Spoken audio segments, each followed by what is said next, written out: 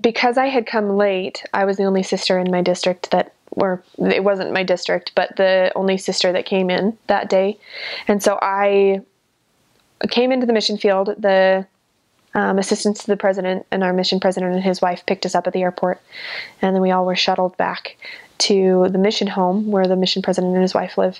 And we were able to have a dinner, and then we had kind of a devotional together where we bore our testimonies and we talked about our expectations for the mission field and things like that. And then what the mission president wanted the culture of the mission to be, how he wanted his missionaries to act and to feel about missionary work.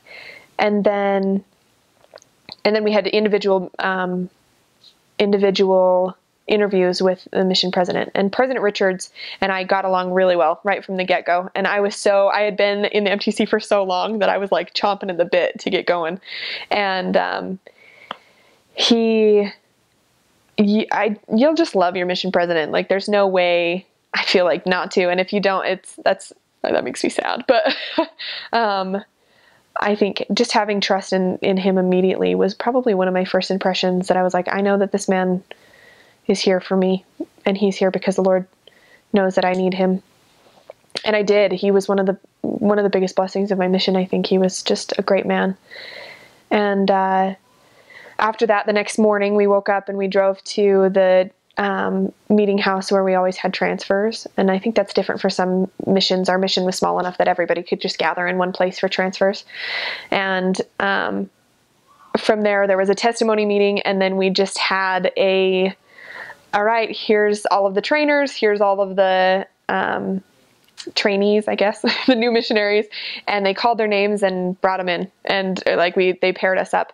And my trainer was awesome. I got along with her very, very well. And I think one of the things that made the biggest impact for me, and maybe this will help people that are going to be training, is that my trainer let me learn by doing, but she didn't force me to do anything. And so it wasn't like she would show me first instead of just being like, well, do a door contact. And, I'm like deer in the headlights. I have no idea what to do.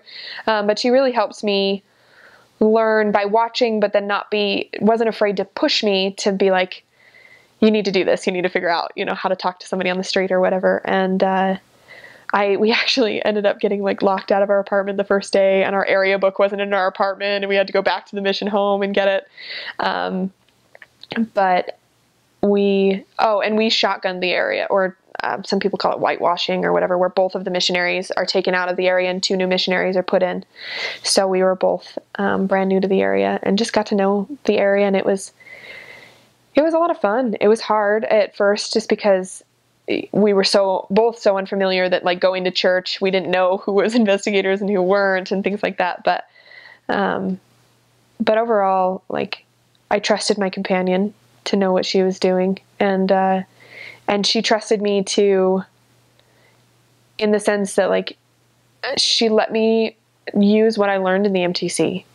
There wasn't any of the well, that's not how we do things here. It was just you clearly are fresh from, the source, and we want you to use what you know. And it was just very beneficial for me. It was exactly what I needed.